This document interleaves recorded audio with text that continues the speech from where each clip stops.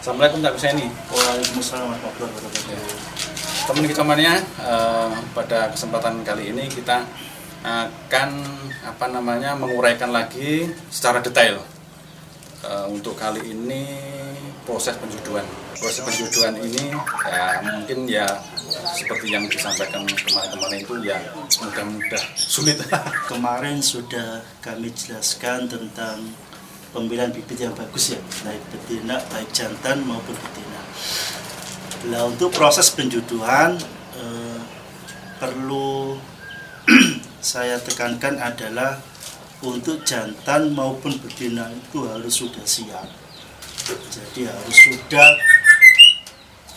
mempunyai umur, kalau jantan minimal 1 tahun, tapi sedangkan untuk betina itu 7 bulan sudah bisa ditangkapkan. Itu untuk terkait dengan umur ya. Umur tadi. Untuk berikutnya mungkin Cak Husaini. Untuk tanda-tanda jantan yang siap dijodohkan, satu, dia sudah mempunyai birahi yang tinggi, ditandai dengan burung sudah ngacor. Jadi burung sudah sering bersuara dan mengeluarkan materi-materi yang dia peroleh baik dari pemasaran maupun dari alam. Untuk betina itu dia sudah mulai manggil-manggil jantan. Jadi kalau ada jantan yang berbunyi, si betina pasti manggil. Jadi istilahnya itu dia nyelani suara jantan. Jadi kalau ada jantan bunyi, betinanya itu sudah mulai manggil-manggil.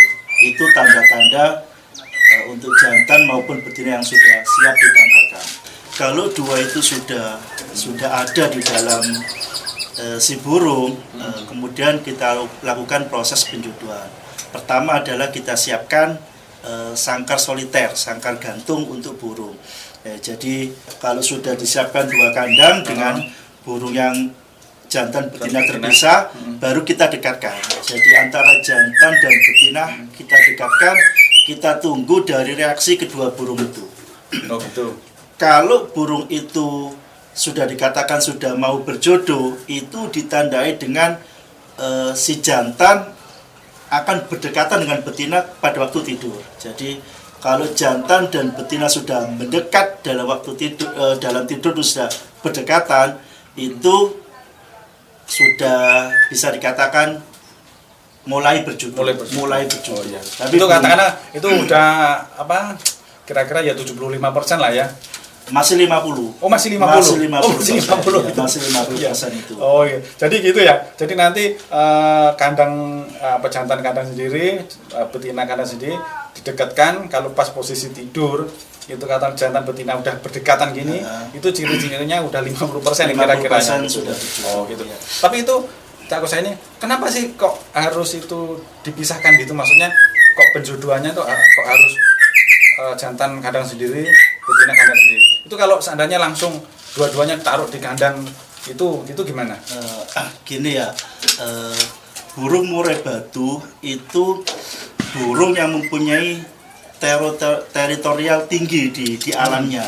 Jadi dia itu tidak mau kalau ada burung sejenis, baik jantan maupun betina, itu berada dalam kekuasaan dia. Kalau di alam, misalkan dalam satu desa, katakan dalam satu area, itu pasti dihuni oleh satu burung murai batu. Makanya dia kalau kedengaran suara burung yang sejenis, baik jantan ataupun betina, pasti dia akan emosi. Kalau kita langsung dekatkan tanpa kita seket kandang terpisah, pasti akan tarung. Nah, korbannya pasti ada di betina. Korbannya itu nanti. Oh, jadi tadi itu maksudnya kalau pas proses penjodohan itu dipisahkan kandang itu agar karena sifat alamnya itu memang seperti itu ya. Jadi sifat alamnya dia memang menguasai di satu wilayah gitu ya. Iya. Jadi kalau langsung itu dijadiin satu, kemungkinan besar mungkin si betinanya bisa jadi korban. Jantan. Oh gitu. Nah, proses pendekatan itu relatif tergantung karakter si burung. Ada yang 1 hari bisa berdekatan, ada yang seminggu, bahkan ada yang sampai sebulan. Jadi itu tergantung dari karakter burung masing-masing. Oh gitu. Jadi ini ya, berjodohnya burung ini juga nggak relatif ya gitu. Iya, relatif. Itu tergantung karakternya si burung masing-masing gitu ya. mungkin ada yang cepat, ada yang lama gitu ya. Kira-kira yang paling cepat berapa hari Cak Kusing? Kalau pengalaman dari kami di kandang Karunia BF, ada yang 2 jam sudah berjodoh, ada itu. Oh 2 jam ada yang sudah berjodoh? Ada, nggak sampai 1 hari ada. Itu yang paling cepat itu paling ya? Cepat, iya. 2 jam itu ya? Kalau yang mungkin yang paling lama yang pernah kami alami itu perkiraan 2 minggu, jadi 15 hari. Gitu ya. Jadi 15 hari itu. Faktor yang dominan untuk proses penjodohan itu adalah dari karakter si jantan. Jadi karakter si jantan kan kebetulan kami itu kan burung dari lapangan. Jadi dia itu pinginnya itu bukan pingin tarung mau kawin, bukan, tapi pinginnya mau tarung fake kayak berkelahi gitu. Oh gitu ya. Jadi kesulitannya di situ. Kalau memang burung yang punya faktor yang tinggi itu prosesnya rata-rata lama. Rata-rata lama ya. Oh gitu ya. Itu kalau seandainya yang apa namanya yang berhasil untuk berjodoh. Itu mungkin kan kalau yang berhasil untuk berjodoh itu berikutnya gimana itu? Kalau sudah si jantan dan betina itu sudah berdekatan ya, jadi waktu tidur sudah berdekatan, itu bisa dikatakan 50%. Nah, proses selanjutnya adalah kita masukkan dari kandang gantung itu ke kandang penangkaran, kandang yang seperti ini. Oh gini. Ya. Kita masukkan di sini.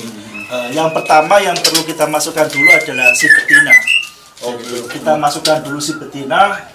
Kenapa kalau kita masukkan si betina? Satu ya, seperti yang saya jelaskan di awal, jadi burung murai batu itu burung yang punya kekuasaan di daerahnya. Jadi kita masukkan betina supaya si betina itu menguasai area kandang dulu. Oh gitu. Jadi dia menguasai area kandang dulu. Nah, untuk prosesnya itu juga relatif, ada yang 1 jam, ada yang sampai 1 hari. Untuk proses pelepasan betina untuk sendirian di kandang ini. Oh iya. Terus yang kedua adalah si jantan, jangan kita masukkan kandang dulu. Jadi kandang gantung dari si jantan itu kita taruh di depan dari kandang ini. Nah, kita tunggu respon dari si betina, apakah dia sudah adaptasi dengan kandang penangkaran, atau dia masih stres, itu nanti kelihatan dengan si betina turun mendekati si jantan. Oh gitu. Jadi itu ya Bolo Kicau Mania dalam proses penjodohan ini ya agak apa ya, tahapannya agak ini juga agak lama. Ya agak lumayan agak lama. Jadi nanti kalau seandainya waktu di kandang sendiri-sendiri tadi tidurnya sudah berdekatan, baru nanti kita masukkan di kandang besar, langsung di kandang besar di tempat apa namanya penangkaran ini. Tapi yang pertama, yang betinanya dilepaskan dulu ya, agar adaptasi dengan kandang ini dulu. Yang jantannya tetap di kandang gantung, ya, tapi didekatkan sini. Nah ini baru setelah itu kalau seandainya si betinanya sudah adaptasi dengan kandang besar dan dia katakanlah sudah respon dengan jantannya, baru itu jantan dilepas juga gitu ya. Jadi kalau betina sudah respon, jadi dia mau turun dan mendekati si jantan. Jantan pasti kan berbunyi ngerayu sama betina. Kalau si betina itu turun, dia merespon dari jantan, ditandai dengan sayapnya ngelepar gini ya. Ngelepar itu boleh jantan dimasukkan. Tapi harus dipantau, tetap kita pantau. Tapi kalau selama 1 hari itu betina belum respon, alias belum adaptasi di lapangan, jantan kita tetap masukkan di kandang penangkaran, tapi dengan sangkar gantungnya. Jadi tetap masih jangan dilepas. Jadi tetap ditaruh di sangkar gantung, dimasukkan di sangkar penangkaran. Ini tadi kalau yang penjodohannya yang bisa sukses ya, maksudnya dalam artian proses penjodohan akhirnya bisa berjodoh. Tapi kalau seandainya ini kita menjodohkan tapi nggak jodoh-jodoh itu gimana kira-kira? Gini, jadi rata-rata dari teman penangkaran yang itu ya, yang tanya-tanya ke kami, ke kandang Karunia BF, kenapa kok burung sudah saya dekatkan kok belum ada respon, nggak berjodoh. Itu faktor utama dari tadi itu ya. Faktor utama itu tadi karena si jantan dan si betina itu belum siap dari faktor usia gitu. Dan dari ciri-ciri kenggacoran burung itu loh. Nah, itu kendalanya di situ. Tapi rata-rata kalau seandainya tadi umurnya sudah terpenuhi, katakanlah birahinya sudah ada, itu kemungkinan besar berjodoh ya? Paling 15 hari 2 minggu gitu. sudah berjodoh. Jadi ini ya batas kira-kira Cak Kusai ini batas waktunya, batas waktu maksimalnya untuk apa ya? Untuk menentukan bahwa memang burung ini nggak bisa berjodoh. Itu kira-kira butuh waktu berapa hari? Kalau kita menentukan untuk memastikan ya, untuk memastikan. Kalau menentukan batas maksimal ya, itu agak sulit. Soalnya gini, kalau memang burung itu sudah 1 usianya mapan, 2 sudah birahi, itu 2 ini terpenuhi. Birahi itu dilihat dari ciri-cirinya sudah ngacor. Itu 2 minggu udah maksimal, pasti berjodoh 2 minggu itu. Gitu ya. Tapi kalau burung belum siap, terus burung belum kondisi, belum birahi, itu batasnya itu lama. Kita nggak bisa menentukan sampai berbulan-bulan. Jadi yang perlu disiapkan adalah kematangan si burung ini dulu. Sebelum kita jodohkan dengan si betina, kita rawat dulu, rawat terpisah. Jadi kalau memang usianya sudah mapan, sudah lebih 1 tahun, untuk ciri-cirinya belum birahi, itu kita birahikan dulu. Gitu. Dengan cara sampai kita genjot gitu ya? EF-nya. Gitu ya. Kita genjot EF, kita jemur rutin dan embun, pasti dia akan birahinya keluar. Jadi jemur, embun, sama extra foodingnya mungkin ya? Extra foodingnya ditambah. Jadi terutama di keroto kita tambah. Berarti di kerotonya ditambah gitu ya?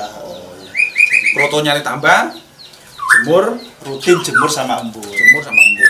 Itu 2 minggu pasti keluar birahinya itu. Ya itu mungkin teman Bolo Kicau Mania untuk proses penjodohan sudah diuraikan sama Cak Kusai ini panjang lebar tadi. Yang poin-poinnya ya antara umurnya harus terpenuhi, birahinya sudah ada, baru nanti proses penjodohannya tadi jangan langsung dijadiin satu. Ya mungkin itu untuk Bolo Kicau Mania untuk yang proses penjodohannya. Dan kita sampaikan banyak terima kasih Cak Kusai ini sudah ilmunya sudah dibagikan, semoga ini bermanfaat untuk kita semua. Amin. Terima kasih Cak Kusai. Sama-sama. Assalamualaikum. Waalaikumsalam warahmatullahi wabarakatuh.